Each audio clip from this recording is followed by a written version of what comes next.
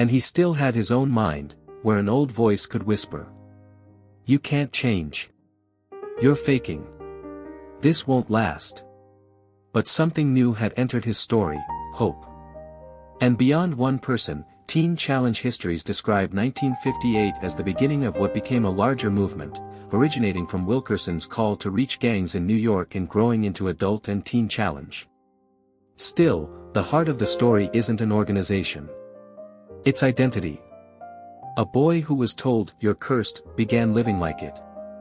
A preacher walked into danger because he believed Jesus loves people others give up on. And that love, stubborn, consistent, not afraid, refused to let Nicky's worst label be his final label.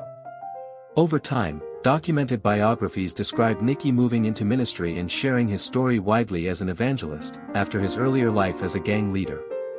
But let's bring this closer, right here, right now. Maybe you're listening and thinking, I'm not a gang leader. This isn't my life. But the street code has cousins in ordinary life. Some people don't carry weapons, but they live in defense mode. Defensive words. Defensive silence. Constant control. Coldness that feels safer than hope. And underneath that defense is the same fear. If I let my guard down, I'll be hurt again. That's why this story still matters. Because Jesus doesn't wait until you become lovable. He loves you first, then he teaches you how to live free. And if you've ever felt branded by your past, by what people called you, what you did, what happened to you, then hear this slowly. Your worst chapter is not your final identity. And then, near the back, gang members stood together with their bodies angled like shields, scanning every face. Nicky stood with them, arms crossed, jaw tight. Wilkerson got up and spoke about Jesus, not as a distant religious symbol, but as someone who steps into the darkest places to pull people out.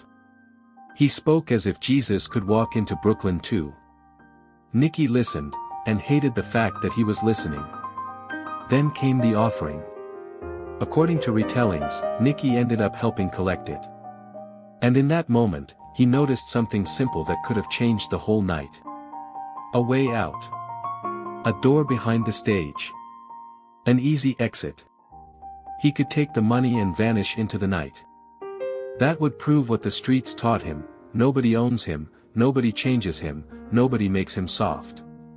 And then, this is the part Teen Challenge's story emphasizes, something happened inside him. One hot July night, at a crusade rally led by Wilkerson, Nicky Cruz surrendered his life to God.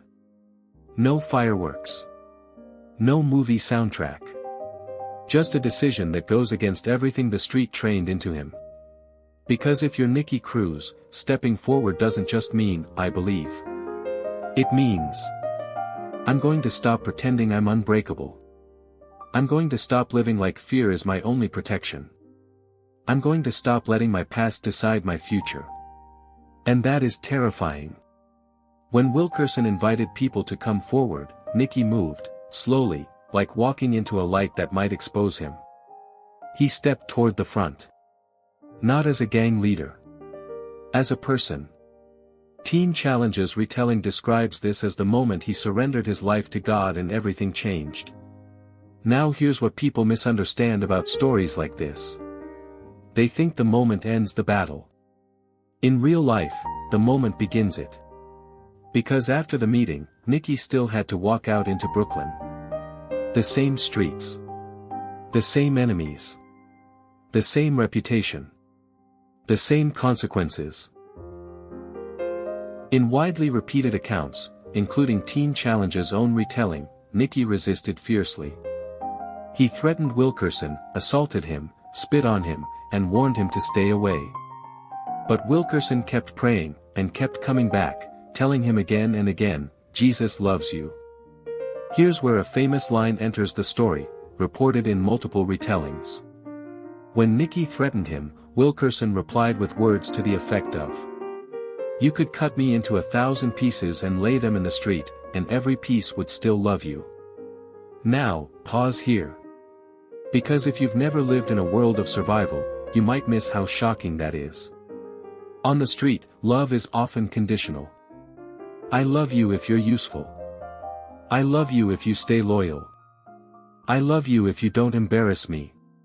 But this was a different kind of love, no bargaining, no manipulation, no demand for repayment. And that kind of love can feel dangerous to someone who has never been safe. So yes, Nicky exploded. Because when someone touches a buried wound, the first thing that often comes out isn't sadness. It's rage. But Wilkerson didn't come to win a shouting match. He came to plant a seed. And seeds don't look like forests on day one. They look like something tiny, that refuses to die. Not long after, Wilkerson organized evangelistic meetings, rallies, aimed at reaching young people caught up in gangs and street life. This is part of the broader, Cross and the Switchblade, narrative, a biographical account published in 1963 about Wilkerson's early New York ministry and the founding of Teen Challenge. Nicky heard about one of these meetings in July 1958.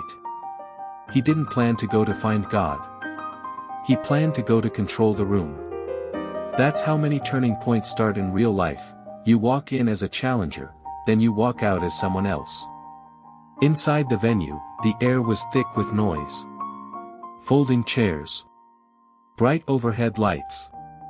Families. Curious teenagers.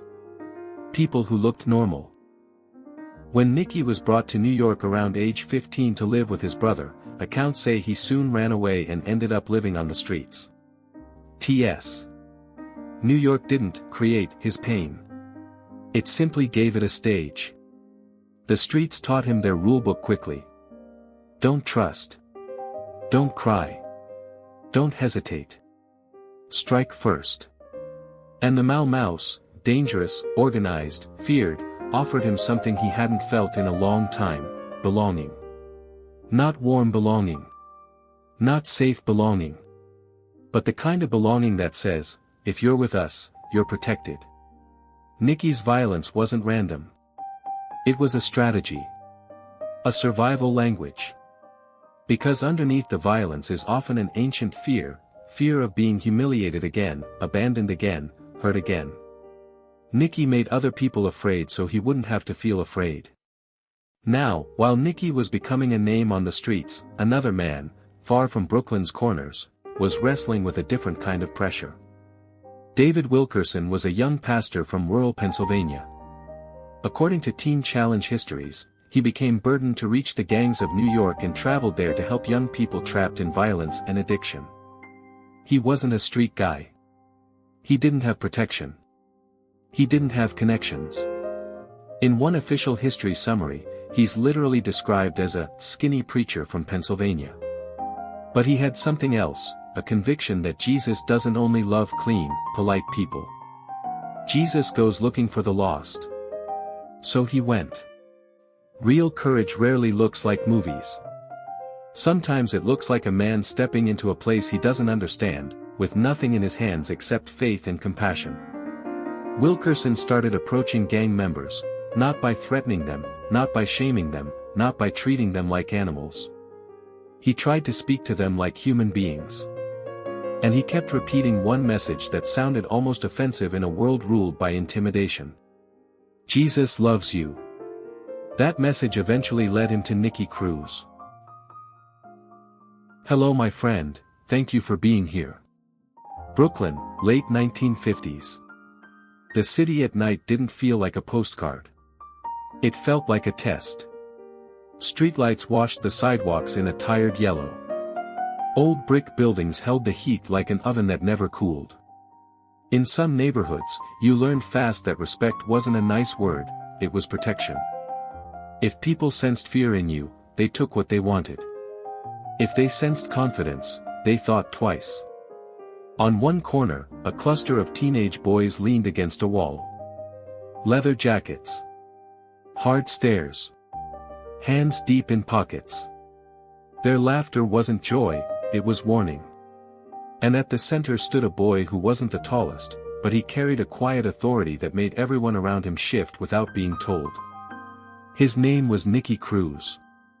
People in that neighborhood didn't need his full biography to fear him.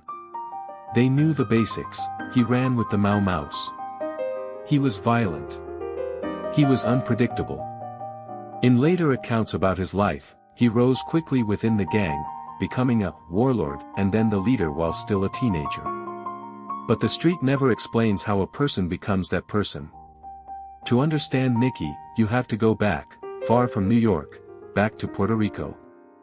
Nicky Cruz was born in 1938 in Puerto Rico, and the best-known biographies say his parents practiced brujeria/spiritism, and that he experienced severe emotional and physical abuse. In several documented tellings, his own mother called him, son of Satan. When adults say something like that to a child, it doesn't just cut once. It carves. It shapes identity. So imagine a child growing up hearing, in one way or another, "You're cursed. You're unwanted. You're the problem." That child doesn't stop needing love. He just stops expecting it.